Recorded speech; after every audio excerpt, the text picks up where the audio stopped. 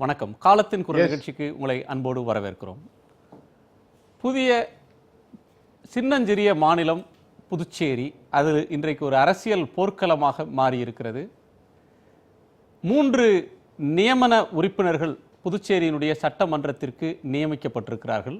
அந்த 3 பேரும் பாரதிய ஜனதா கட்சியின் மாநில தலைவர், மாநில பொருளாளர், அந்த கட்சியின் ஆதரவாளரான ஒரு கல்வியாளர். இந்த நியமனம் என்பது சர்ச்சைக்கு உள்ளாகி இருக்கிறது. கொல்லைப்புற வழியாக சட்டமன்றத்திற்குள் பாஜக நுழைகிறது, அதற்கு கிரண்பேடி துணைநிலை ஆளுநர் உதவுகிறார் என்று எதிர்க்கட்சிகள் குற்றம் சாட்டுகின்றன.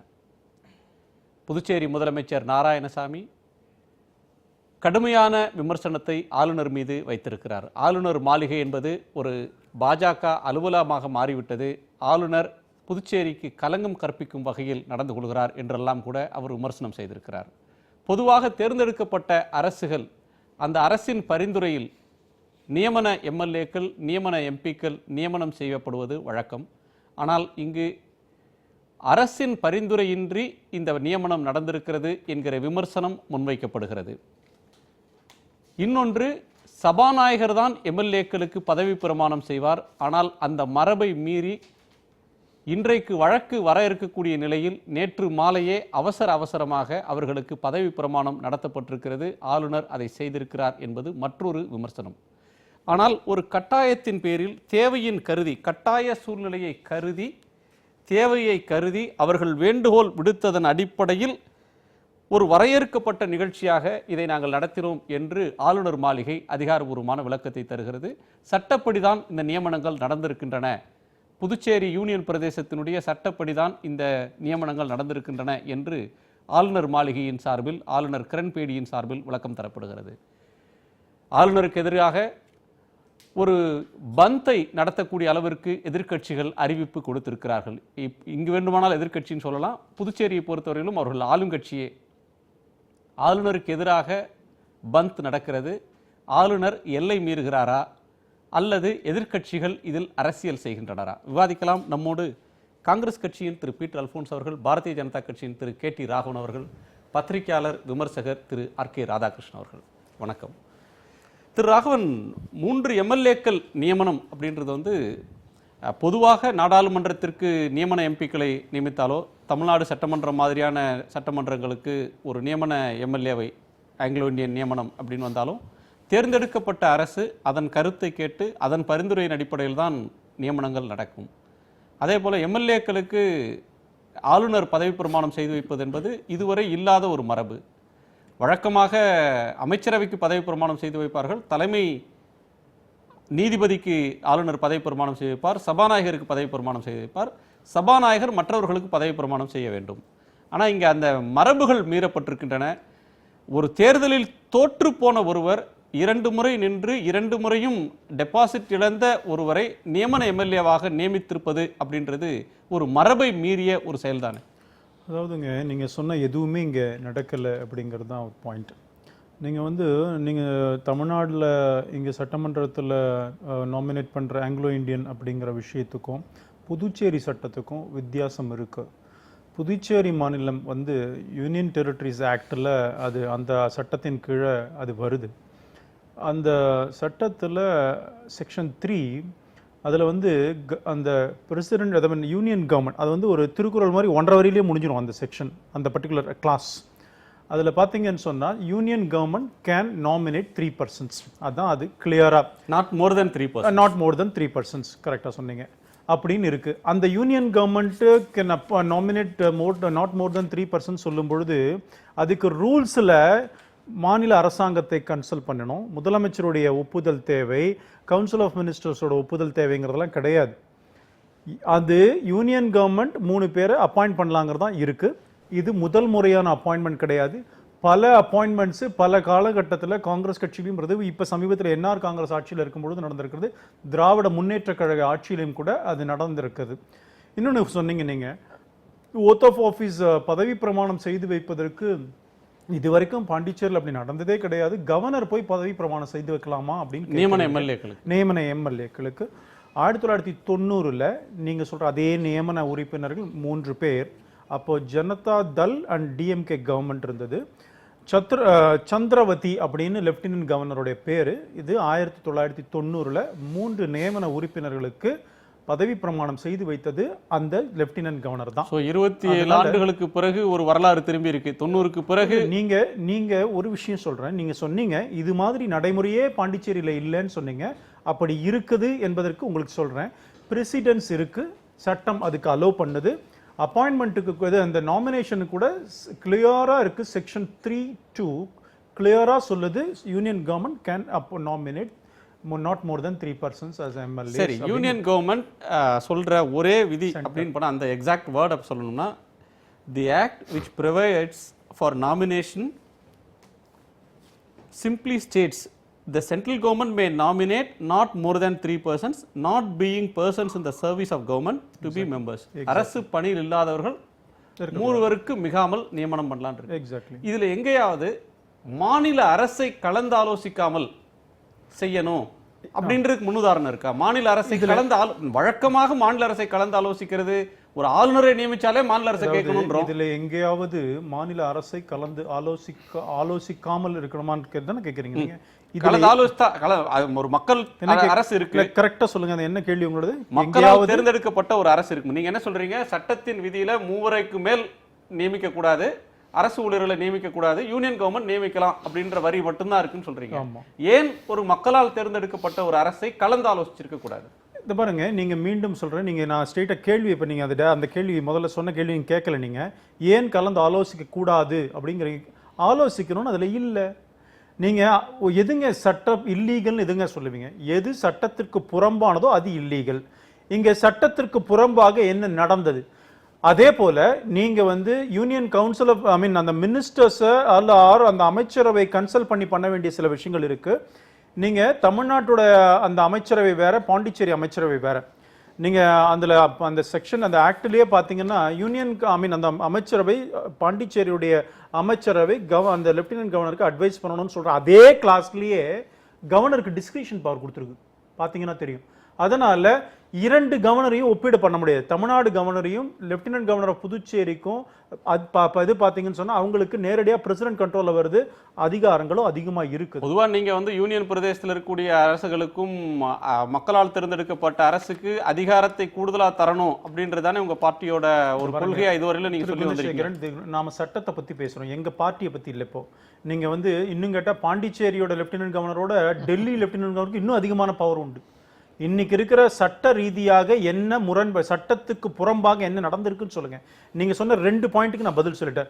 ஒன்னு செக்ஷன் 3 பத்தி சொல்லிட்டேன். இன்னொன்னு இது மாதிரி பாண்டிச்சேரி நடந்ததே இல்லைன்னு சொன்னீங்க. நடந்திருக்கு. 1990ல நடந்திருக்கு. அந்த சட்டமன்ற என்ன கட்டாயம்ன்றத ஆளுநர் தரப்புல சொல்லல. ஒரு கட்டாயத்தின் பேரில் 3 நியமன உறுப்பினர்கள் பதவியேற்பு நிகழ்ச்சி கட்டாய சூழ்நிலையை கருதி நடைபெற்றது அப்படின்னு ராஜ்பவன் சொல்லுது. என்ன கட்டாயம்? யாரு கட்டாயம்? இல்லங்க, நான் சொல்றேங்க சார். யூனியன் ஹோம் மினிஸ்ட்ரியிலேருந்து நோட்டிஃபிகேஷன் 23/6, இன்னைக்கு தேதி 5, 12 நாட்களுக்கு முன்பாகவே யூனியன் ஹோம் மினிஸ்ட்ரியிலேருந்து இவங்க தான் 3 பேர் நாமினேட்டட் எம்பின்னு ஹோம் மினிஸ்ட்ரி டிசைட் பண்ணி அமிச்சாச்சு. Notification issued. நான் நோட்டிஃபிகேஷன் நம்பர் கூட என்னால் தர முடியும். எதுக்குங்க 12 நாள்?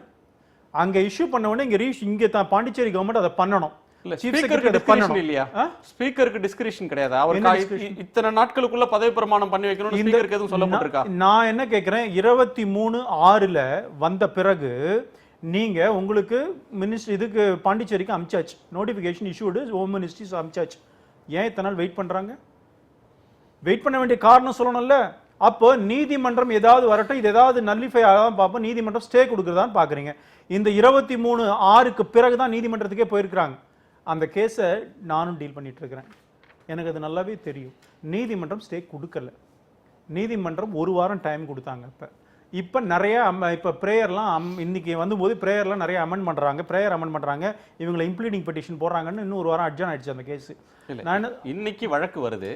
பார்த்திருக்கலாமே கவர்னர். ஐயா, போன வாரமே வழக்கு வந்தது. போன வாரம் வந்தது. இன்னைக்கு விசாரணைக்கு வர இருக்கிற நிலையில நேற்று மாலையேன்னு சொல்றது கட்டாயம் கருதினா கட்டாய சூழ்நிலை யாருக்கு? சட்டத்துல என்ன சொல்லுது? நீதிமன்றத்துல பல வழக்குகள் போடலாம். போன வாரம் அட்மிஷன் ஸ்டேஜுக்கு வந்தது அந்த கேஸ். ஃபர்ஸ்ட் பெஞ்ச்ல வந்தது. அப்பவே ஆர்கியூ பண்ணும்போது ஸ்டே நீதிமன்றம் கொடுத்துருக்கலாம்ல, கொடுத்துருந்தா இந்த பிரச்சனையே வந்திருக்காது. இன்னும் கேட்டா கூட வந்திருக்க முடியும். ஏன்னா 23/6 அப்பாயிண்டட் ஆல்ரெடி கவர்மெண்ட் நோட்டிபிகேஷனே வந்துருச்சு. கவர்னர்கள் அரசியலுக்கு அப்பாற்பட்டவர்கள். சட்டன்லி இது அரசியல் கட்டாய சூழ்நிலையை கருதி நடைபெற்றது.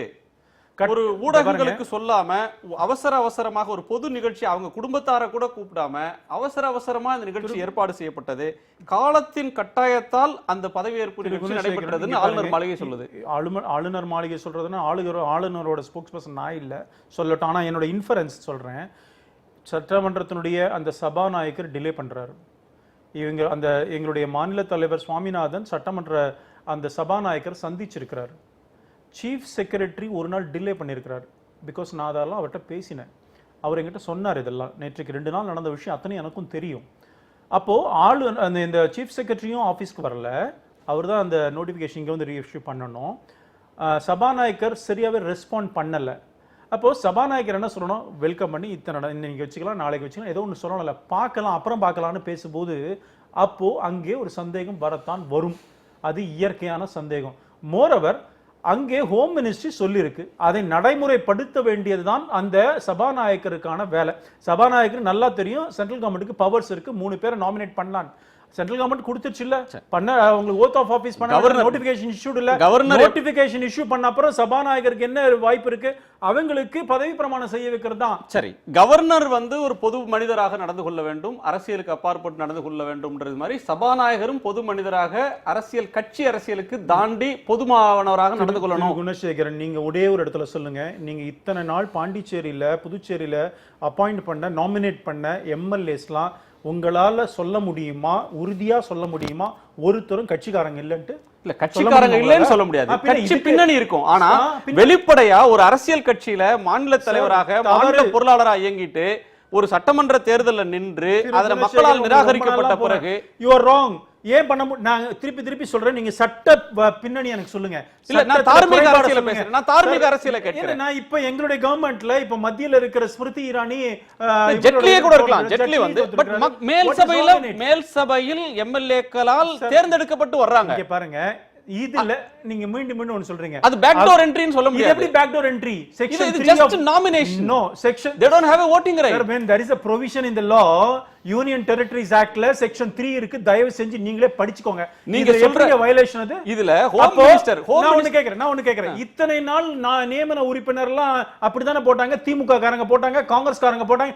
எங்களுடைய முன்னாள் மாநில தலைவர், இப்ப இதுக்கு முன்னாடி மாநில தலைவர் இருந்த விஸ்வேஸ்வரன், அவரை நாமினேட் பண்ணி என்ன போன 2014 அவர் எங்க அங்க நியமன உறுப்பினர் எம்எல்ஏ இருந்தார். அவர்ட்ட இப்ப முடிஞ்சு போச்சு. நான் தார்மீக லால் பகதூர் சாஸ்திரி உள்துறை அமைச்சராக இருந்த நாட்களில் அவர் ஒரு கருத்தை சொல்றாரு. இந்த நாமினேட்டட் மெம்பர் இந்த மாதிரியான யூனியன் பிரதேசங்களுக்கு வர்றது எந்த அடிப்படையில் இருக்கணும்னு சொல்றப்ப, எந்த சமூகங்களுக்கு அந்த சட்டமன்றத்துக்குள்ள பிரதிநிதித்துவம் இல்லையோ, ஒரு நலிந்த பிரிவினர், சட்டமன்றத்திற்குள் போக இயலாத பிரிவினர், நேரடியாக மக்களால் தேர்ந்தெடுக்கப்பட்டு வர முடியாத பிரிவினர், அவர்களுக்கு தான் இந்த நாமினேட்டட் அப்படின்ற அந்த பிரின்சிபல் இருக்குல்ல, அது ஒரு கார்டினல் பிரின்சிபல் தான். நான் மீண்டும் சொல்றேன், பிரின்சிபல் ஓகே.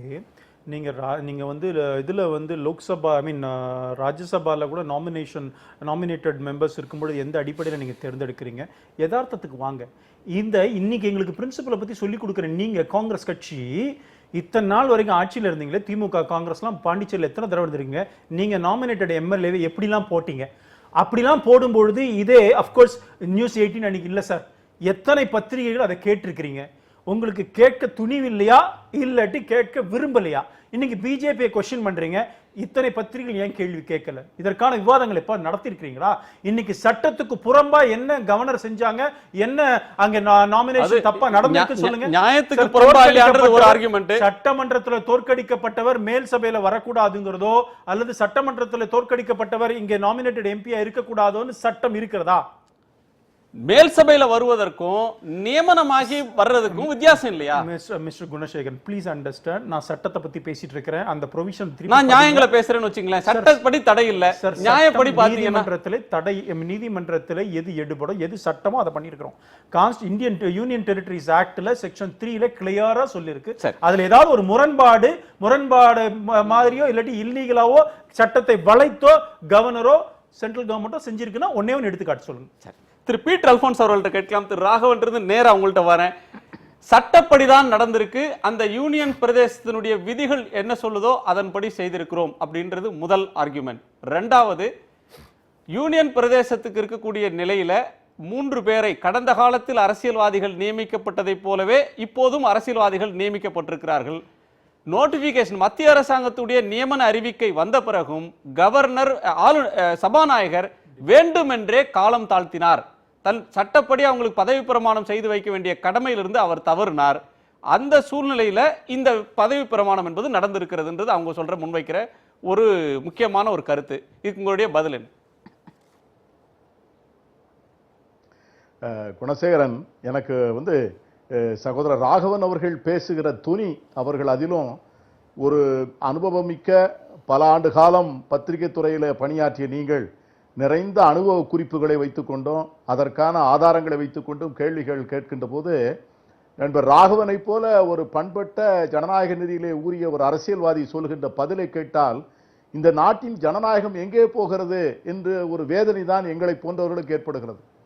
இப்பொழுது சகோதரர் ராகவன் அவர்கள் சொல்லுகிற ஒரு வாதத்தை எடுத்துக்கொண்டால் அங்கே ஒரு தேர்ந்தெடுக்கப்பட்ட அசம்பிளியே தேவையில்லை. இதனால் ஒரு அட்மினிஸ்ட்ரேட்டரை போட்டு நடத்திருக்கலாம். யூனியன் டெரிட்டரிக்கும் லட்சத்தீவு, அந்தமான் நிக்கோபார், இந்த இந்த இந்த ஐலண்டில், இந்த தீவுகளில் இருக்கிற அந்த யூனியன் டெரிட்டரி பகுதிக்கும், சண்டிகார் போன்ற இடங்களில் இருக்கின்ற யூனியன் டெரிட்டரி பகுதிக்கும், புதுவை மாநிலம், கோவாவை போன்ற பகுதிகளுக்கு உள்ள வேறுபாட்டை நண்பர் ராகவன் தெரியாமல் பேசுகிறார் என்று நான் சொல்ல மாட்டேன். ஏன்னா is nose very good law, is a well versed lawyer. ஆனா ஒரு அட்மினிஸ்ட்ரேட்டர் செய்ய வேண்டிய பணிகளை ஒரு கவர்னர், லெப்டினன்ட் கவர்னர் செய்ய வேண்டும் என்று அவர் சொல்லுவதும், ஒரு விதி இருக்கிறது, எந்த எந்த கான்ஸ்டிடியூஷன்ல நீங்க கவர்னர் கேன் ஆக்ட் இண்டிபெண்டன்ட்லிங்கிற விதி எந்த அரசியல் விதிகளில் இருக்கிறது? நீங்க கவர்னர், பிரசிடென்ட் ஆஃப் இந்தியா தான் இன்னைக்கு அம்னஸ்டி கொடுக்கணும்னு இருக்கு. ஆனா பிரசிடென்ட் ஆஃப் இந்தியா ஹோம் மினிஸ்ட்ரியில கேட்கணும்னு இருக்கா? இது நீங்க அது எந்த ரூல்ல இருக்கு? இந்த ஜெனரல் பிரின்சிபிள் ஆஃப் லா, ஒரு கவர்னர், ஒரு குடியரசுத் தலைவர், ஒரு லெப்டினன்ட் கவர்னர் என்றால், ஒரு தேர்ந்தெடுக்கப்பட்ட அரசு இருந்தால் அந்த அரசு இல்லாமல் செய்வது என்பது இது பைபாசிங் டெமோக்ரசி. இது இன்னைக்கு இருக்கிற ஒரு மாடர்ன் கல்ச்சர். இன்னைக்கு நண்பர் ராகவன் கோவப்படுவார். இன்னைக்கு இந்திய நாட்டிலே எப்படி நடக்கிறது என்று சொன்னால், இந்த தேசத்தினுடைய பிரதமர் மோடி அவர்களை போல அல்ல, இந்த தேசத்தினுடைய சக்கரவர்த்தி பாதுஷா போலவும் இங்கே நடப்பது ஒரே ஆட்சி, ஒரே நிர்வாகம், ஒரே வரி, ஒரே கல்வி திட்டம், ஒரே மொழி, ஒரே மதம், ஒரே கலாச்சாரம் என்பதை போன்ற நடவடிக்கைகளில் தான் இதை போன்ற ஒரு ஆட்சியே இருக்கக்கூடாது, வேற ஆட்சியே இருக்கக்கூடாதுன்னு நினைக்கிறாங்க. இங்க மட்டும் இல்ல, இன்னைக்கு கோவாவில், இன்னைக்கு வெஸ்ட் பெங்கால் என்ன நடந்திருக்குது, வெஸ்ட் பெங்கால் முதலமைச்சருக்கு என்ன நடந்திருக்கிறது, இன்னைக்கு திரிபுராவில் இருக்கிற ஒரு கவர்னர் எப்படி ட்வீட் பண்றாரு, ராஜ்பவன்ல உட்கார்ந்துக்கிட்டு, இந்த நாட்டிலே இருக்கிற முஸ்லிம்கள் எப்பொழுது சரியாக வருவார்கள் என்று சொன்னால் ஒரு சிவில் வார் வந்தால் தான் வருவார்கள் சொல்றார். பாண்டிச்சேரிக்கே வருவோம், அரசு கேட்க முடியுமா? புதுச்சேரி ரிலேட்டடாவே நான் மீண்டும் வர்றேன். அவர் முன்வைக்கிற ஒரு ஆர்குமெண்ட், திரு ராகவன் முன்வைக்கிற ஆர்குமெண்ட், சட்ட மீறல் இல்லை, தமிழ்நாடு சட்டசபைக்கும் தமிழ்நாடு ஆளுநருக்கும் இருக்கக்கூடிய விஷயம்ன்றது வேற. ஆனால் பாண்டிச்சேரி ஆளுநருக்கு இருக்கக்கூடிய, துணைநிலை ஆளுநருக்கு இருக்கிற அதிகாரம் என்பது பிரத்யேகமானது, இதை விட அதிகமானது. தமிழ்நாடு முதலமைச்சருக்கு இருக்கிற உரிமையை விட, அதிகாரத்தை விட, அமைச்சரவைக்கு இருக்கிற அதிகாரத்தை விட பாண்டிச்சேரி அதிகாரம் என்பது சற்று குறைந்தது. அவர்களை கேட்டுத்தான் செய்ய வேண்டும்னு எங்கேயும் சொல்லவில்லை. எனவே இது சட்டப்படி நீங்க தப்புன்னா சொல்லுங்க, கடந்த காலத்தில் என்ன நடந்ததோ அதைத்தான் செய்யறோம்னு சொல்றாங்க. இல்ல, அதாவது லெப்டினன்ட் கவர்னருக்கு சற்று அதிகாரம் கூடுதல் என்பதை வேண்டுமானால் நான் ஒத்துக்கொள்ளுகிறேன். ஆனால் லெப்டினன்ட் கவர்னருக்கு இருக்கிற அதிகாரம் முழுமையாக தேர்ந்தெடுக்கப்பட்ட அரசாங்கத்தை முழுமையாக புறக்கணித்து விட்டு அவருக்கு இதெல்லாம் இல்லாமல் ஒரு தனி அதிகாரம் இருக்கிறது என்பதை எந்த அரசியல் சாசன சட்டம் ஏற்றுக்கொள்ள முடியாது. ரெண்டாவது டிஸ்கிரிஷன் சொல்றாருல, இந்த டிஸ்கிரிஷனை எப்படி யூஸ் பண்ணணும்? Discretion should be exercised judiciously. It should be on logic, reasonable, on constitutional basis, should render natural justice. நான் கேட்கிறேன், ஹவுசிங் போர்டு அலாட்மெண்ட் இருக்கு, ஹவுசிங் போர்டு அலாட்மெண்ட்ல டிஸ்கிரிஷன் இருக்கு. அந்த டிஸ்கிரிஷனை அவங்க எப்படி அலாட் பண்ணுவாங்க? இன்னும் நம்ம ஊர்ல நினைத்தவங்களுக்கு எல்லாம் கொடுத்துட முடியாதுன்னு உச்சநீதிமன்றம் சொல்லுகிறது. Your discretion should be used discreetly, should be judiciously. அதைத்தான் நீங்க கேட்டீங்க.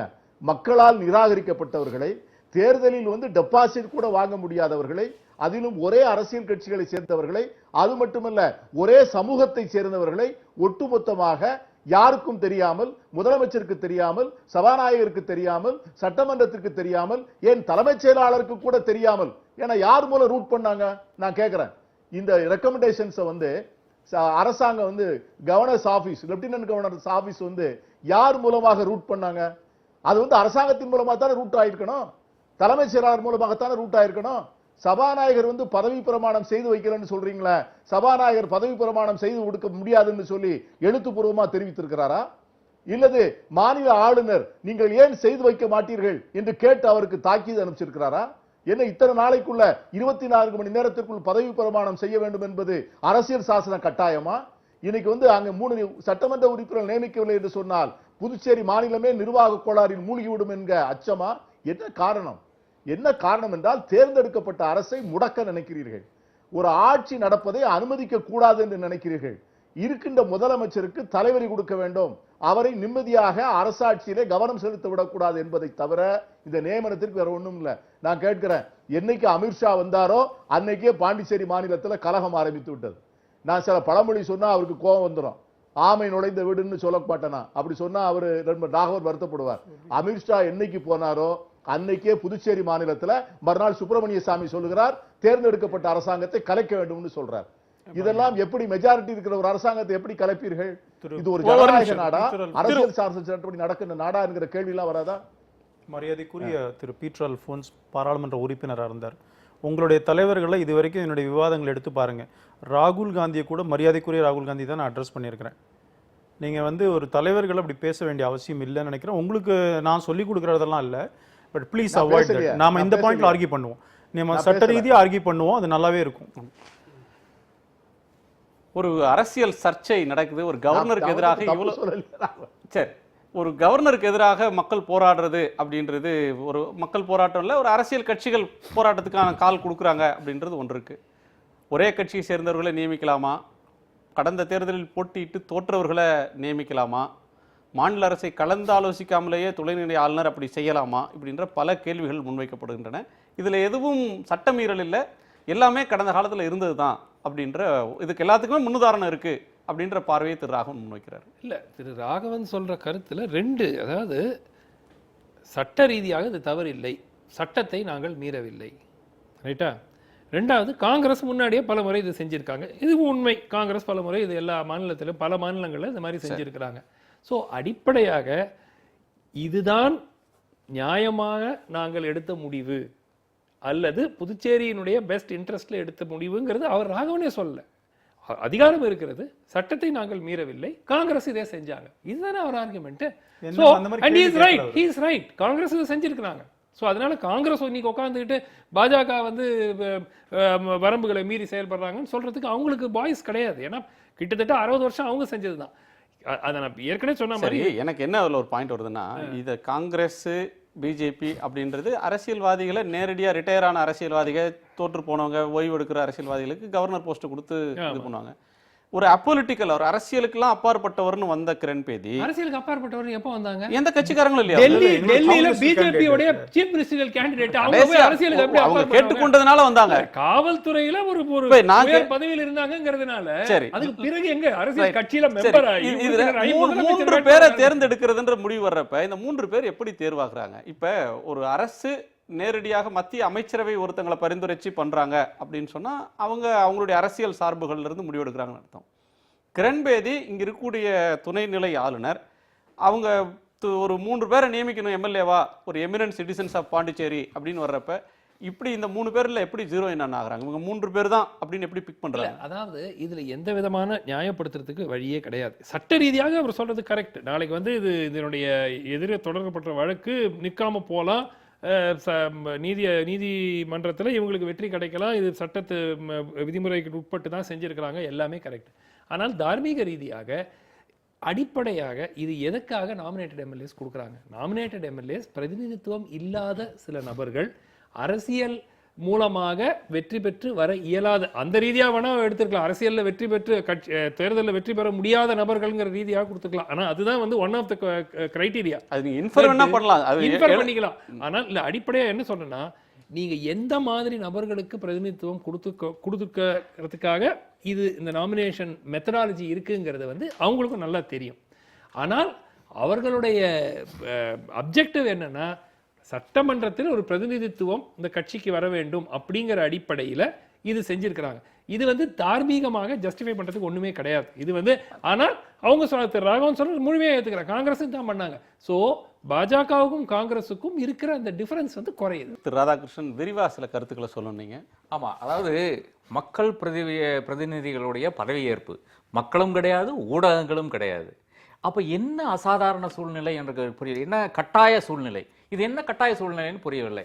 ஒருவேளை ஜம்மு காஷ்மீரில் நடக்கிற மாதிரி ஒரு கலவரம் புதுச்சேரியில் நடந்திருக்கிறதோ, அது ஊடகங்கள் ரிப்போர்ட் பண்ணாமல் விட்டீங்களோ என்ற ஒரு ஐயம் எனக்கு இருக்கிறது.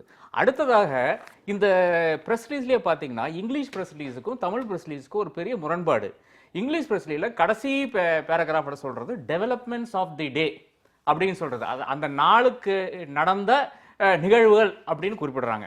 ஆனால் அது தமிழ்ல வரும்போது காலத்தின் கட்டாயமாக மாறி, இன்றைய காலத்தின் இந்த நாளின் அதான் அது it's not a faithful translation of what is happening. Tamil ஒரு வளமான மொழி சார், அந்த வளம் வந்து இருக்கிறதுனால அதுக்கு பல பொருள்களை கொள்ளலாம் நீங்க. ஆமா.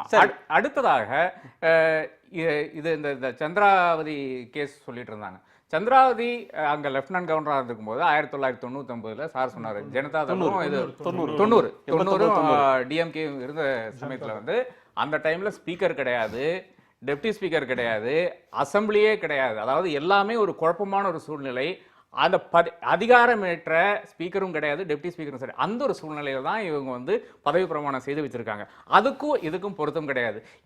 இதுக்கு முன்னால 6 முறை அங்க வந்து இந்த மாதிரி நாமினேட்டட் எம்எல்ஏஸ் நடந்திருக்கிறது. அது சுமன் ஸ்ரீராமன் சொல்ற மாதிரி எனக்கு ஒத்துக்கொள்ள முடியாது. ஏனென்றால் அந்த எல்லா முறையும் இப்போ சார் சொன்னாரு என்ஆர் காங்கிரஸ் நாமினேட் பண்ணாருன்னு சொன்னாரு. ஒவ்வொரு முறையும் ஒரு அரசாங்கம் நாமினேட் செய்த, அதாவது கேபினெட் நாமினேட் செய்த பிறகு லெப்டினன்ட் கவர்னர் அதை ஒப்புக்கொண்டு அதை வந்து அனுப்பி வைத்த பிறகுதான் அது பதவி பிரமாணம் நடத்துகிறது. ஒவ்வொரு முறையும் ஸ்பீக்கர் தான் செய்திருக்கிறார். இதுதான் அதில் தலையாய கருத்து என்று கருதுகிறேன். அது ஒரு நிமிஷம், அது முடிச்ச அப்புறம் இது வந்து பவர்ஸ் பத்தி பேசினாங்க. 239, 239A, 240 இது 3 தான் யூனியன் டெரிட்டரிஸுக்கு பொருத்தமானது. 239AA தான் டெல்லிக்கு பொருத்தமானது. அதுக்கு தனியாக ஒரு இதே வச்சிருக்காங்க. இப்ப புதுச்சேரியை பொறுத்தவரை 240 தான் புதுச்சேரிக்கு அரசியல் சாசன சட்டத்தில் 240 பொறுத்தவரை எப்போது அங்க தேர்ந்தெடுக்கப்பட்ட ஒரு ஜனநாயக உரிமையுள்ள ஒரு அரசாங்கம் வருகிறதோ அப்போதே பிரசிடென்டினுடைய ஆதிக்கம் அங்கு நின்று விடுகிறது என்ற மிக தெளிவாக 240 சொல்றது. அதை வந்து கண்டுகொள்ளாமல் தான் யூனியன் இது ஹோம் செக்ரட்டரி, ஹோம் டிபார்ட்மெண்ட்ல இருக்கிற ஒரு அண்டர் செக்ரட்டரி ஒரு நோட்டிபிகேஷன் சர்க்குலரை வந்து அனுப்புகிறார். அதுல வந்து இந்த ரூல் சார் சொன்னார், இந்த 3.2 பிரகாரம் நீங்க வந்து எல்லாமே லெப்டினன்ட் கவர்னர் தான் என்று கூறுகிறார். லெப்டினன்ட் கவர்னருடைய பவர் வந்து கவர்னருடைய பவரை விட எவ்வளவோ அதிகம் என்றெல்லாம் இங்க கருத்து வந்தது. அது நிச்சயமாக ஒத்துக்கொள்ள முடியாது. ஏனென்றால் இன்றைய சூழ்நிலையில் அண்டர் 239 துர்காதாஸ் பாசுனுடைய 2008 இருக்கிற அந்த shorter version of the constitution சொல்லி இருக்குது. நானும் இதை பத்தி விரிவாக எழுதி இருக்கிறேன். அதுல சொல்றது மிக தெளிவாக கூறுகிறது என்னவென்றால் பிரசிடென்ட்டுக்கு என்ன பவர் இருக்குதுன்னு பார்த்தீங்கன்னா கவர்னருடைய பவர்ஸ் தான் ஒரு லெப்டினன்ட் இந்த பாண்டிச்சேரி மாதிரியான பிரதேசங்களில். அப்படியானால் லெப்டினன்ட் கவர்னருடைய பவர் என்னன்னு பார்த்தீங்கன்னா eyes and ears of the governor of the president, இவ்வளவுதான். அவங்க வந்து ஒரு கான்ஸ்டிடியூஷனல் அத்தாரிட்டி கூட கிடையாது. லெப்டினன்ட் கவர்னர் என்றது eyes and ears of the president. பிரசிடென்ட்டுக்கு என்ன அதிகாரம்னு பார்த்தீங்கன்னா ஒரு கவர்னருடைய அதிகாரம். இந்த வரம்புக்கு உட்பட்டு தான் இந்த கவர்னர் செயல்பட்டிருக்காரான்னு பார்த்தா நிச்சயமாக கிடையாது. அதனால் பிரசிடென்ட் பிரணாப் முகர்ஜி இவரை உடனடியாக டிஸ்மிஸ் செய்ய வேண்டும். இல்ல அடிப்படையாக ஒரே ஒரு பாயிண்ட் அவர் சொன்னதுல ஒரு மாற்று கருத்து. அதாவது நான் வந்து ஸ்பீக்கர் ஸ்வேரின் பண்ணலன்னு சொல்லல. நான் சொன்னது வந்து ஏற்கனவே காங்கிரஸ் கட்சிக்கு சார்பாக இருந்தவங்கள காங்கிரஸ் கட்சி நியமிச்சிருக்காங்க. அவங்க ஆட்சி பொறுப்புல இருக்கும்போது எந்த கட்சி ஆட்சியில் இருந்ததோ அந்த கட்சிக்கு ஆளுநர் நியமிக்கிறதுக்கு வித்தியாசம் இல்ல. அதாவது கட்சி ரீதியா கட்சி மூலமாக போயிருக்கிறதுங்கிறது மரபு. இந்த முறையும் அதுதான் செய்திருக்க வேண்டும், எனக்கு மாற்று கருத்து இல்லை. ஆனால் சட்ட ரீதியாக இது செல்லுமா செல்லாதா அப்படின்னு பார்க்கும்போது இந்த கிளாஸ், அதாவது இந்த நாமினேட்டட் மெம்பர்ஸ்னுடைய கிளாஸ் சென்டர் கேன் நாமினேட்டுங்கிற ஒரு ரீதியாக தான் கொடுக்கப்பட்டிருக்கிறதே தவிர இந்த 240ல இது இன்ஃபர்டா வேணா எடுத்துக்கலாம். அதாவது இது இருக்கு, அப்போ இந்த நாமினேஷன் ப்ராசஸும் இதுக்கு அடங்கி வரும்னு நம்ம ஒரு இன்ஃபரன்ஸ் கொண்டு வரல தவிர எப்ப 240 பிரகாரம் எப்போ இதுல வந்து கிளியராவே எப்போ ஒரு எலெக்டட் ஆட்சி அங்க வருகிறதோ அப்பவே பிரசிடென்ட்னுடைய அதிகாரம் நிலைத்து விடுகிறது என்றுதான் 240 உடைய உட்கருத்து. இல்ல இந்த நாமினேஷன் ப்ராசஸ்க்கு அந்த மாதிரி ஸ்பெசிஃபிக்கா குறிப்பிடல எங்கேயும். 239 நீங்க 239 240 எல்லாம் முழுக்க படிச்சா ஹைகோர்ட்டுக்குள்ள இருக்கிறது மாதிரி இருக்கு. ஆனா ஒன்னு சொல்றேன், எக்ஸ்க்ளூசிவ் சட்டம் இருக்கு, ஆக்ட் இருக்கு, யூனியன் டெரிட்டரிஸ் ஆக்ட் இருக்கு. அதுல கவர்னருடைய ரோல், கவர்னருக்கு powers, what are the rules எல்லாம் அதுல இருக்கு. இந்த மாதிரி இங்க இப்போ யூனியன் டெரிட்டரி டெல்லியா இருந்தாலும் டெல்லிக்கு யூனியன் டெரிட்டரி ஆக்ட் வராது, அதுக்கு தனி ஆக்ட் இருக்கு. பட் இங்க இட் கவர்ன்ஸ், அந்த பர்டிகுலர் சட்டம் தான் இங்க செல்லும். அந்த செல் ஆகும்போது அதுக்குள்ள இவ்வளோ பவர்ஸ் கொடுத்துருக்காங்க. நீங்க திரு பீட்டர் அல்ஃபோன்ஸ் சொன்னார், இந்த கவர்மெண்ட் டிஸ்லாட்ஜ் பண்ணுறதுக்காக, அரசாங்கத்தை கவிழ்ப்பதற்காக அவருக்கே நல்லா தெரியும் நாமினேட்டட் எம்பிக்கு ஓட்டிங் ரைட், அதாவது கான்ஃபிடன்ஸ் நோ கான்ஃபிடன்ஸ் மோஷன் ஓட்டு போடுறதுக்கு பவர் இல்லை. ஏன் இப்போ பிரசிடென்ட் எலெக்ஷன் நடக்க போகுது, அங்கேயும் அவங்க போட முடியாது. பில்ஸ்ல பேசலாம், பில்ஸ்ல ஓட் பண்ணலாம், பட் இதுல போட்டு போடுறதுக்கு அவங்களுக்கு பவர்ஸ் கிடையாது. அதனால அந்த மாதிரி ஒரு எண்ணங்கள்லாம் இவர் இப்படி மக்கள்கிட்ட சொல்லுவது எப்படி எடுப்படும், அந்த மாதிரி அந்த பவர்ஸே இல்லாதப்போ.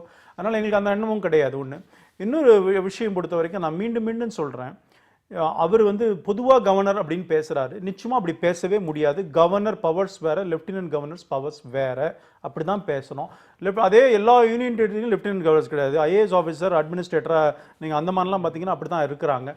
அதனால எக்ஸ்க்ளூசிவா இருக்கிற ஒரு சட்டத்தின் கீழே அதுக்கு கொடுத்த பவரை, அதுக்கு கொடுத்த என்ன ரெகுலேஷன்ஸ், ரூல்ஸை ஒருத்தர் ஃபாலோ பண்ணா அதை வந்து இவ்வளோ கொஸ்டின் பண்ணுவது தான் வேடிக்கையா இருக்கு. நான் நீதிமன்றம் ஏன் கேட்கும்போது ஸ்டே கொடுக்கல, தெரியும் நீதிமன்றத்துக்கு நீங்கள் எந்த ப்ரொவிஷனை காட்டிங்களோ அந்த ப்ரொவிஷனில் இருக்கே சட்டத்தில், நம்ம யூனியன் கவர்மெண்ட் பண்ண முடியுமே. நான் மீண்டும் மீண்டும் சொல்கிறேன், எங்காவது ஒரு இடத்துல வயலேட் பண்ணியிருக்கிறான்னு இப்போ காட்டணும். திரு ராதாகிருஷ்ணனாக இருந்தாலும் சரி, அண்ணன் பீட்டர் அல்ஃபோன்ஸாக இருந்தாலும் சரி, நீங்கள் பொதுவாக அரசியல் பேசுகிறீங்க, இது வந்து சட்டம் சார்ந்த விஷயங்கள் நிறைய இருக்குது. இந்த நம்ம இன்னைக்கு பேசிகிட்டு இருக்கிற சப்ஜெக்டில் சொல்லுங்கள், ஒரு இடத்துல காட்டுங்க சட்ட விதிமீறல் இருக்குன்னு காட்டுங்க. நீங்க வந்து அரசியல் தான் பேசிட்டு இருக்கீங்க. அப்படி பேசினீங்கன்னா இவர் திரு சுமந்த் சொன்ன போல எவ்வளவோ சொல்ல முடியும். நீங்க வெஸ்ட் பெங்காலை பத்தி பேசுறீங்க, சென்னாரெட்டி என்ன சொன்னாங்க, இந்த முதலமைச்சர் நம்ம செல்வி ஜெயலலிதா சென்னாரெட்டி என்ன சொன்னாங்க, இந்த மாதிரி அலிகேஷன்லாம் சொல்லிட்டு தான் இருந்தாங்க. அப்ப நம்ம எப்படி எடுத்திருந்தோம்? இப்ப வெஸ்ட் பெங்கால் சீஃப் மினிஸ்டர் சொல்றாங்க நான் முதலமைச்சர் பதவியே ராஜினாமா பண்ணலாம்னு, அந்த மாதிரி இன்சல்ட் பண்ணிட்டாருன்னு. அப்போ நீங்க சென்னாரெட்டியை பத்தி செல்வி ஜெயலலிதா சொன்னது ஏத்துக்கிறீங்களா? இல்ல இந்த மாதிரி விஷயங்கள்லாம் வந்துங்க காங்கிரஸை மேற்கோள் காட்டாதீங்க. திரு ராதாகிருஷ்ணன் திரு ராதாகிருஷ்ணன் ஒரு நிமிஷம் ப்ளீஸ் அண்டர்ஸ்டாண்ட். நான் இப்ப கூட சொல்றேன், காங்கிரஸ் கூட சொல்றேன், நீங்க காங்கிரஸ் பண்ணதுதான் பண்ணாங்கன்னா காங்கிரஸுக்கும் கூட அவங்க பண்ணது நான் வந்து சட்டப்படி தான் பண்ணிருக்காங்க, அது கூட வயலேஷன் நான் சொல்ல மாட்டேன். அவன்றதுக்கு வரலையே இல்லங்க, அந்த இடத்துல நடந்தது சட்டம், இதுவும் சட்டம். காங்கிரஸ் செஞ்சது சரியா? இல்லங்க, சட்டம்னா சட்டம் தானே. காங்கிரஸ் பிஜேபி தார்மீக முக்கியம் இல்ல. இல்ல அதுதான் எஃபெக்ட். ஒன்னு புரிஞ்சுக்கோங்க, சட்ட ரீதியாக இது செல்லும் குணா, அத பத்தி நம்ம கான்ஸ்டிடியூஷன் இஸ் மை ஹோலி புக்னாரு. அரசியல் அமைப்பு சட்டங்களும் தான் ஒரு நாட்டை வழி நடத்துகிற ஒரு விஷயங்கள். அதுபடி பார்க்கும் பொழுது எந்த இடத்துல ஒரு ஸ்லைட்டஸ்ட் இல்லீகாலிட்டி காட்டுங்க. அதுல நான் என்ன கேட்கிறேன், சட்டப்படி நடக்குதுன்றீங்க, கோர்ட்டுக்கு போயிருக்கிறாங்க பொதுநல வழக்கு. அடிப்படையா சொன்னது அரசியல்வாதிகள் நியமனம் செஞ்சிருந்தா கூட கடந்த காலத்துல அன்றைய அரசு யார் அரசியல் இருக்கிறாங்களோ அவர்கள் பரிந்துரைத்ததை துணைநிலை ஆளுநர் ஏற்று மத்திய அரசு ஒப்புக்கொண்டு தான் கேட்டீங்க. எனக்கு ஒரு இடத்துல சொல்லுங்க அப்படித்தான் இருக்கணும்னு சொல்லுங்க. யூனியன் கவர்மெண்ட் நாமினேட் ஏன் இப்படி இருக்க கூடாது? நான் ஒண்ணு சொல்றேன், வயலேஷனுக்கு தான் நீங்க காரணம் சொல்லணும்.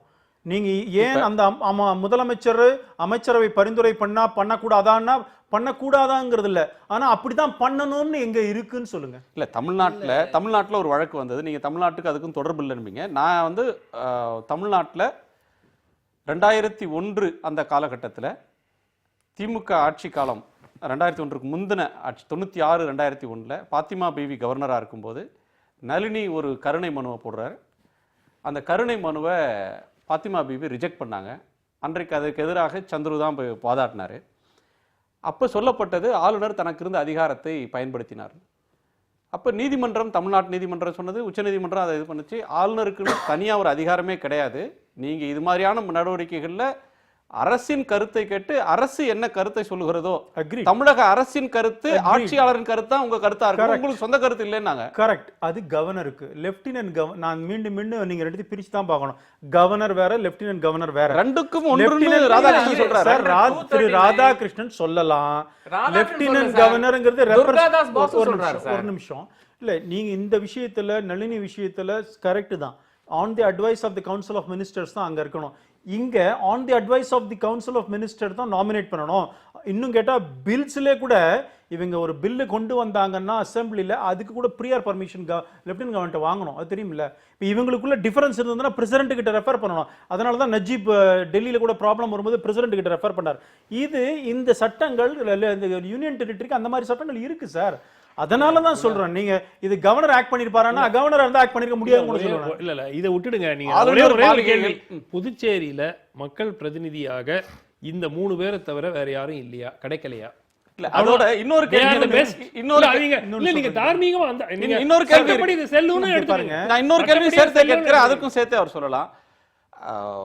காங்கிரஸ் ஆட்சி காலத்துல காங்கிரஸ் மீது சொல்லப்பட்ட வலிமையான குற்றச்சாட்டு மாநில அரசுகளை பந்தாடியது. மாநில அரசுகளை 100க்கும் மேற்பட்ட முறை மாநில ஆட்சிகளை தான் விருப்பம் போல மனம் போன போக்குல ஆட்சியை கலைச்சாங்க. ஆளுநர் மாளிகையை தங்களுடைய அரசியல் சித்து விளையாட்டுகளுக்கு பயன்படுத்தினார்கள். ஆளுநர் மாளிகை ஒரு கான்ஸ்டிடியூஷனல் போஸ்ட், அதை வந்து தங்களுடைய அரசியல் வேலைகளுக்கு அந்த இடத்தை பயன்படுத்தினார்கள். அதுல இருந்து இது எந்த வகையில மாறுபட்டது பாண்டிச்சேரி? நாங்க 8 வருஷமா ஆட்சியில பிஜேபிக்கு என்டிஏ அப்போ ஒரு வாஜ்பாய் பீரியட்ல ஒரு 6 வருஷம், இப்போ ஒரு 3 வருஷம், 9 வருஷமா இருக்கும். நாங்க எத்தனை government கழிச்சிருக்கோம்? 99 times Congress கழிச்சிருக்காங்க.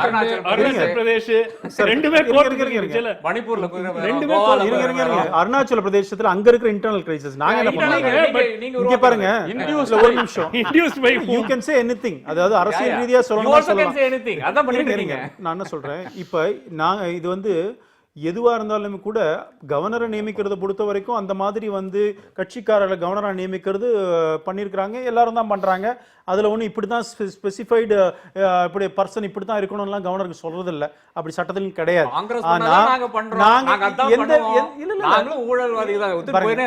Please mister Radhakrishnan, subject பேசுவோம்.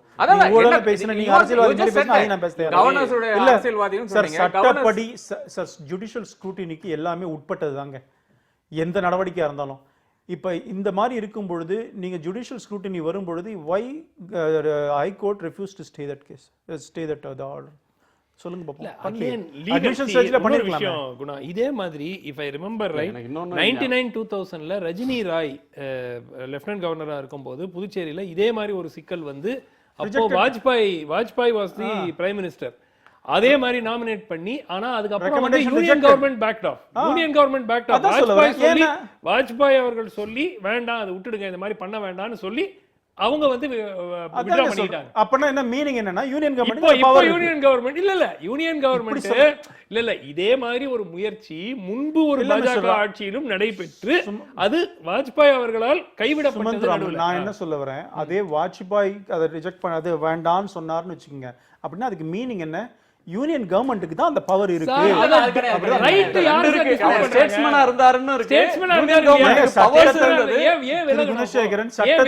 சட்டத்தை ஒருத்தர் ஃபாலோ பண்ணா அவர் வந்து ஸ்டேட்ஸ்மேன் இல்லன்னு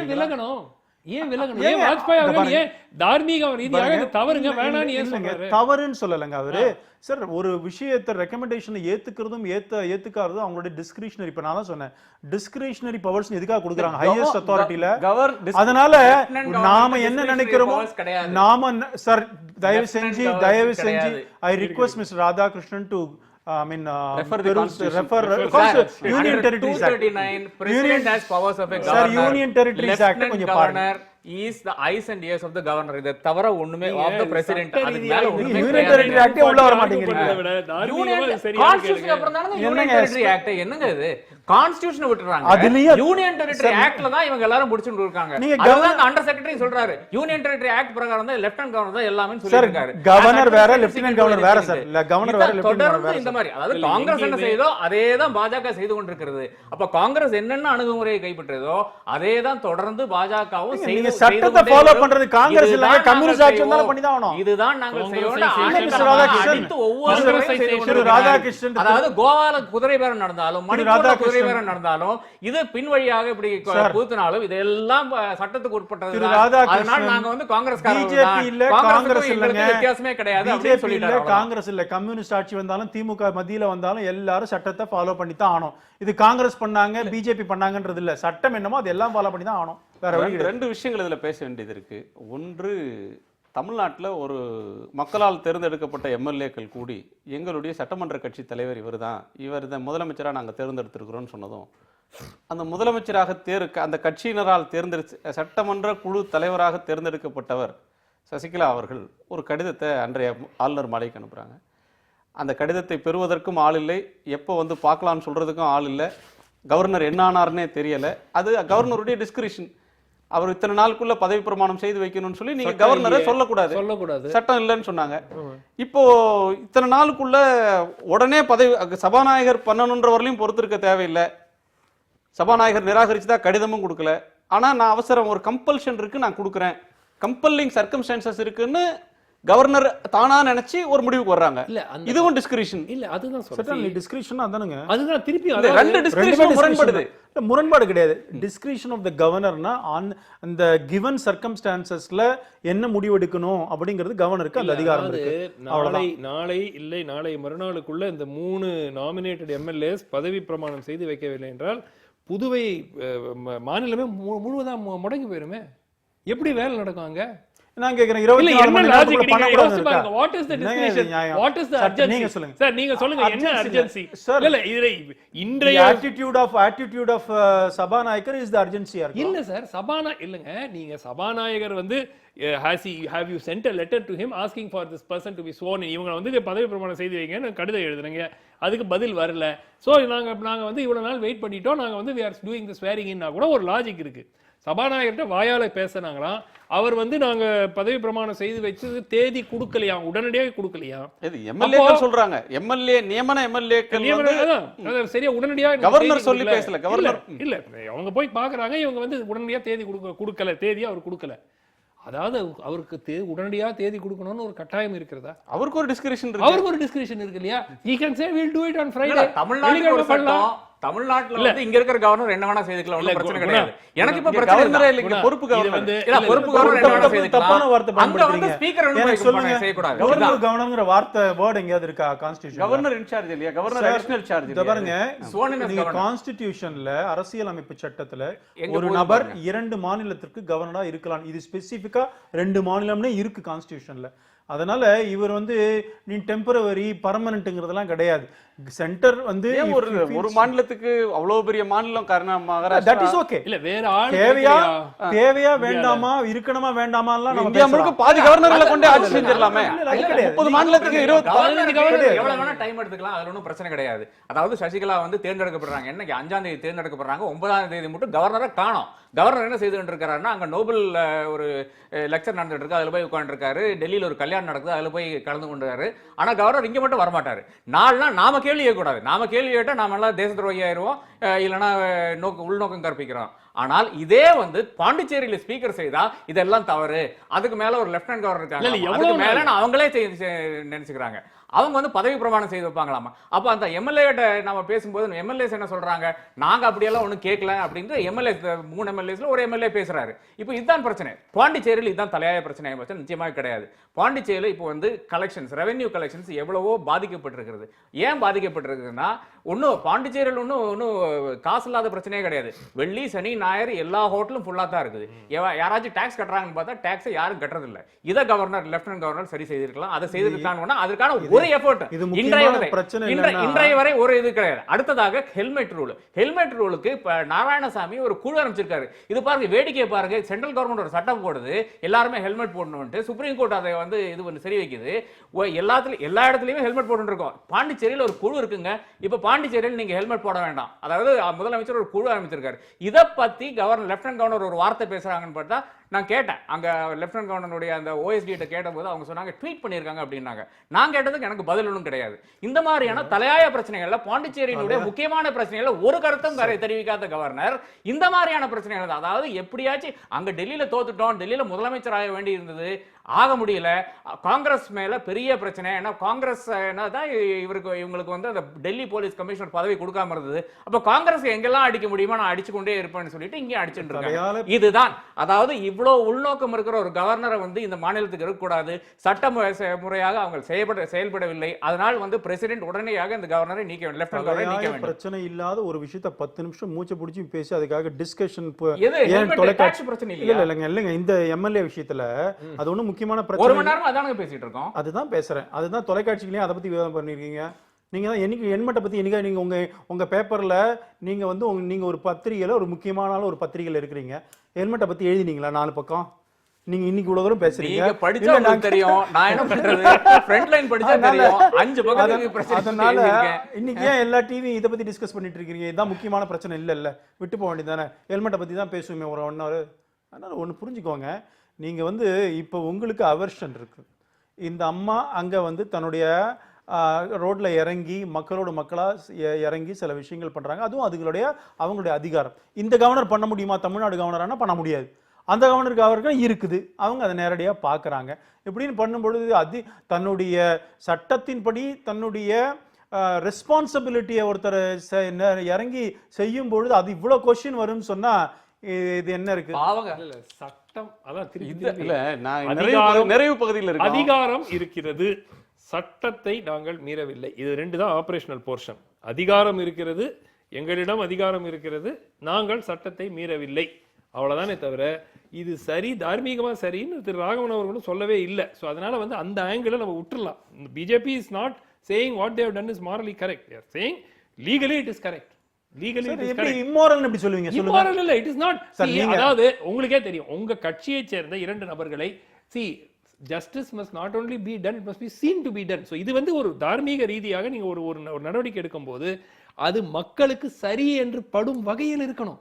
சோ உண்மையாவே சொல்றேன், ஒரு நபரை வந்து அவங்க கட்சியிலிருந்து பாண்டிச்சேரி மக்களுடைய மனசாட்சியை திருப்திப்படுத்துமா சார்? பாண்டிச்சேரி மக்களுடைய ஒரு கலெக்டிவ் கான்சியஸ்னஸ் இது திருப்திப்படுத்துமா இந்த நியமனம்? இது வந்து நிச்சயமா வந்து இது வந்து கவுண்டர் ப்ரொடக்டிவா தான் இருக்கும். உண்மையாவே சொல்றேன், பிஜேபி ஸ்மார்ட்டா இருந்தாங்கனாக்கா ஒரு நபரை பாஜக கட்சி மேபி திரு சாமிநாதன் அவர்களே நியமித்துட்டு 2 மற்ற நபர்களை கல்வியாளர்னா உங்களுடைய கட்சியின் சார்ந்த கல்வியாளர் சார். அப்ப திமுக காரனை போடணும்ன்றீங்களா இல்ல காங்கிரஸ் காரனை போடணுமா? என்ன புரியல. நடுநிலையாள யாருமே சார் உங்ககிட்ட வந்து சர்டிபிகேட் வாங்கணுமா? யாரு தான் நடுநிலையாளர், யாரு வந்து முக்கியமான ஆளு? அதாவது அடிப்படையா குணா காங்கிரசைசேஷன் ஆஃப் தி பிஜேபி. பாஜக is becoming more and more like 3 ஆண்டு ஆட்சி. நான் ஃபர்ஸ்ட் இயர் முடியும் போது நான் சொன்னேன், இது UPA 3 இனுடைய ஆட்சி, இது NDA ஆட்சியே கிடையாது, இது UPA 2க்கு அப்புறம் UPA 3 நடக்குது அப்படிங்கிறது தான். பெரிய அளவுல ஊழல் குற்றச்சாட்டு மேல யார் மேலேயும் இல்லைங்கிறது ஒரு மிகப்பெரிய சாதனை. ஆனால் அதை தவிர பெருமளவுல இது UPA 3 அப்படிங்கிறது தான் இன்னும் இது அதை நிரூபிக்கிறதுக்கு இன்னும் ஒரு சம்பவம் இது. இது நான் நிறைவு பகுதியில் உங்கள்கிட்ட கேட்கிற ஒரு முக்கியமான ஒரு கேள்வி. உங்களுடைய கேள்வி உங்க கருத்தை கேட்டு நிறைவு செய்யலாம். இதனுடைய தார்மீகம் பற்றி பேசணும், சட்டம் இதை அனுமதிக்குதா இல்லையான்றதை பற்றி பேசணும், முன்னுதாரணங்கள் இருக்கா, மரபு இருக்கா அப்படின்றத பற்றி பேசணும், சாய்ஸ் பற்றிலாம் பேசணும். ஆனால் பிஜேபி இதில் ஒரு ஆளுநர், துணைநிலை ஆளுநர் வழியாக இதை சாதிச்சிருக்கிறாங்க. 3 பேரும் 2 பேர் நேரடியாக பாஜகவுடைய மாநில தலைவர், இன்னொரு மாநில பொருளாளர், இவர் பிஜேபி அனுதாபி அல்லது பிஜேபி அனுதாபி இல்லைன்னு கூட ராகவன் சொல்லலாம். கல்வியாளர் வந்து அதுக்கு வித்தின் கோட்ல போடுறதா பொதுவான நீங்க என்ன நினைக்கிறீங்கன்றது இல்லங்க, அவர் கல்வியாளரா இல்லையாங்கறதா முக்கியம். திரு குணசேகர் வந்து அவர் பிஜேபி பிராண்ட் பண்ணா நான் இல்ல கல்வியாளர்களுக்கே நம்ம ஊர்ல 2-3 இது இருக்கு. நம்ம ஊர்ல ஆனந்த கிருஷ்ணனும் கல்வியாளர், எலிமெண்டரி ஸ்கூல் நடத்துறவரும் கல்வியாளர், ஆமா ஸ்கூல் நடத்துறவரும் சாமியும் கல்வியாளர், கல்லூரி நடத்துறவரும் கல்வியாளர். என்ன கற்றறிந்த துணைவேந்தர்களாக இருந்து கல்வியில் துறை போனவங்கள எஜுகேஷனிஸ்ட்னு சொல்றது நம்முடைய வழமை.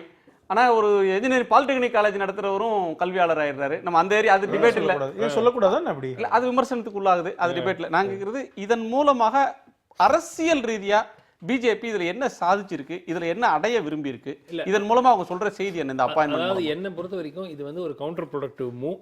3 நபர்களையும் அவ்வாறு நியமனம் செய்ததுனால ஒரு நபர் செஞ்சிருந்தா நிச்சயமா அவங்களுக்கு அந்த நபர் உள்ள சட்டமன்றத்தில் அவருடைய நடவடிக்கை மூலம் கட்சியை வளர்ப்பதற்கான முயற்சிகளை எடுத்திருக்கலாம். நிச்சயமாக மக்களிடையே ஒரு மதிப்பு கொண்டு வரதுக்கு முயற்சிக்கலாம்.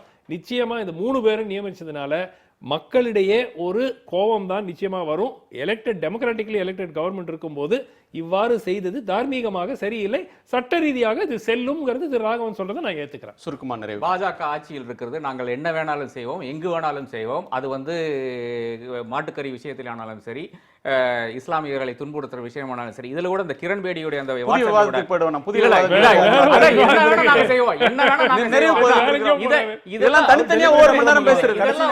ஒரு பிரச்சனையே கிடையாது. கிரண் பேடியோட வாட்ஸ்அப் மெசேஜ்ல கூட அவங்க என்ன சொல்றாங்க, யூனியன் டெரிட்டரி ஆக்ட் பிரகாரம் நடந்திருக்கேன்னு சொல்றாங்க. ஆனால் அரசியல் சாசன சட்ட பிரகாரம் நான் நடக்கல, இல்லைன்னா நான் அதை செய்யலைங்கிறது அது ஒரு கருத்தே கிடையாதுங்க. இதுதான் பிரச்சனையே. அதாவது என்ன வேணா நாங்க செய்யலாம், பாஜக நாங்கள் இப்படித்தான், நாங்களும் காங்கிரஸ் தான், அவ்வளவுதான் சார். அரசு நீங்க சொல்ற 240ல நியமிக்கலாம் எம்எல்ஏஸ்ன்னு சொல்லல சார்.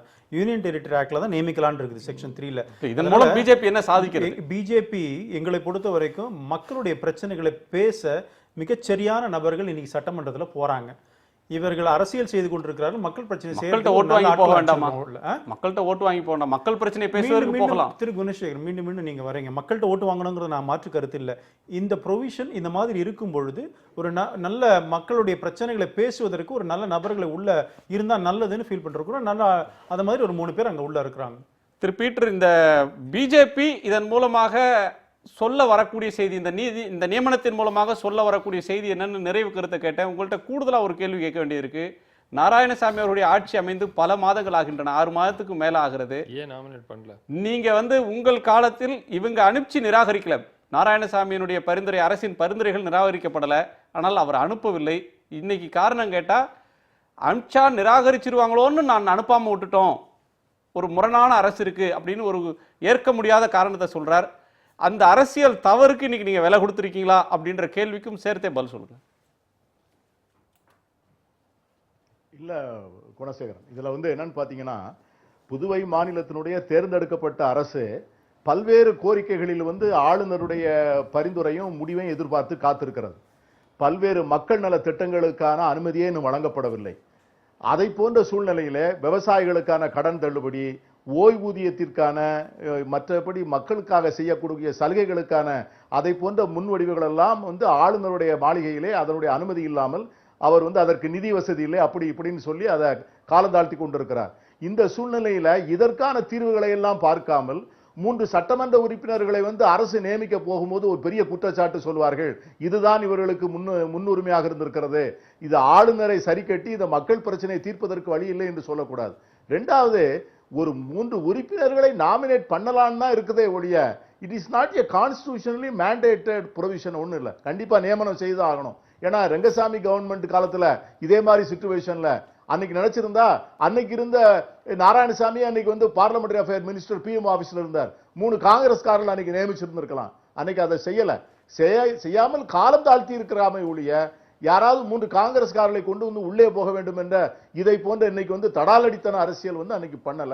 2வது, இன்னைக்கு இவர்கள் சொல்லுகிறது என்ன, அரசியல் சாசன சட்டத்தை வைத்துக்கொண்டே அரசியல் சாசன சட்டத்தை எப்படி அழிப்பது என்பது எங்களுக்கு கைவந்த கலை, அதை நாங்கள் செய்வோம்.